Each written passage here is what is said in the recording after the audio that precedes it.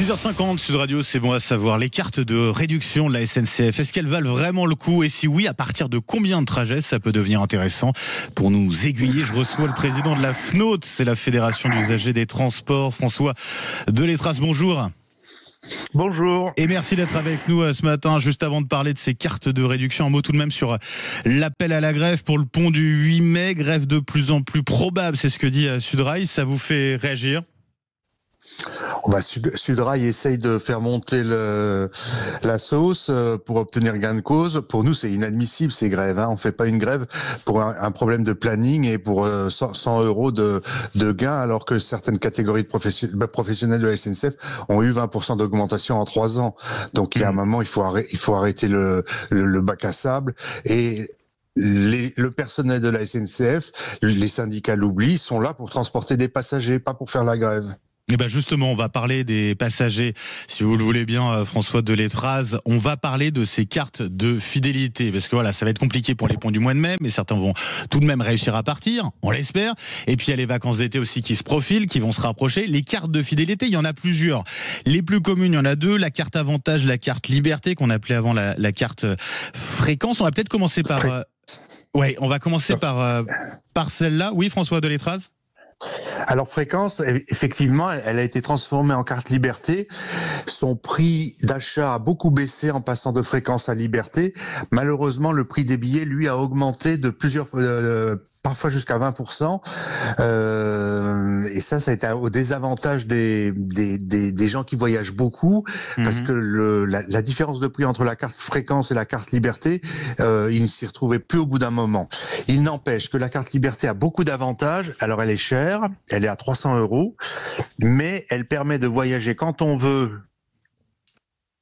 en semaine, le week-end, en aller simple, et d'avoir des billets échangeables et remboursables jusqu'à la dernière minute sans aucun frais, avec un prix fixe sur chaque parcours. Donc ça veut dire, si on voyage beaucoup, c'est intéressant. À partir de combien de trajets, on sait à peu près, oui?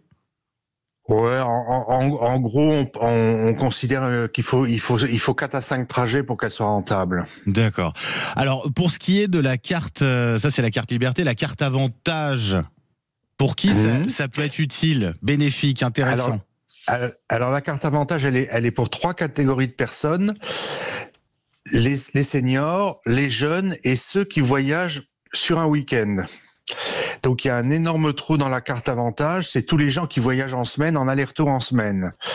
Mais elle a quand même et c'est beaucoup de monde, parce qu'entre 25 et 60 ans, il y a beaucoup de gens qui voyagent en semaine. Oui, c'est sûr.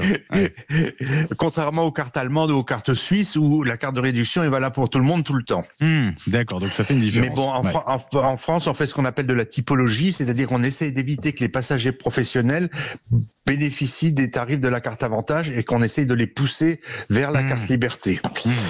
La carte avantage, elle offre 30% de réduction sur le prix du jour, avec un gros avantage, c'est que les prix sont plafonnés en secondes selon la distance parcourue, à 49, 59, 89 euros. Donc ça, c'est très important. Et ce qui fait souvent que les gens qui ont une carte avantage se retrouvent avec des billets moins chers que sur les Ouigo. Ah oui, d'accord, oui. Donc là, pour le coup, ça devient avantageux. Le problème, c'est, est-ce que on peut choisir n'importe quel train dans ces cas-là? Oui. On peut choisir n'importe quel train, sauf que avec la carte avantage, quand vous changez de train, vous avez juste le réajustement tarifaire 7 jours avant, et dans les 7 jours qui précèdent, vous avez une pénalité de 19 euros plus le réajustement tarifaire. D'accord. Mais le billet est quand même remboursable, ce qui n'est pas le cas de Ouigo. Ouigo, les billets ne sont pas remboursables, quelle que soit votre situation. Donc les gens qui ont une carte avantage ont toujours intérêt à prendre un TGV Inouï. Le seul problème du TGV Inouï, c'est qu'il y a de moins en moins d'offres, à savoir que l'offre de TGV Inouï a baissé de 25% en 10 ans. Donc les gens ont moins de trains disponibles qu'ils n'en avaient il y a quelques années. Et puis le pass rail aussi, je rajoute, qui permettait à des jeunes de 16 à 27 ans de voyager quasi en illimité tout l'été, 49 euros par mois. Ça, c'est sucré, c'est terminé, ça sera pas pour cet été, parce que faut faire des économies. François Delétraz. Oui, enfin, c'est parce que les régions n'ont pas réussi à se mettre ensemble. Autrefois, on avait ce qu'on appelait un TER jeune qui marchait très bien. Toutes les régions se mettaient d'accord pour le faire.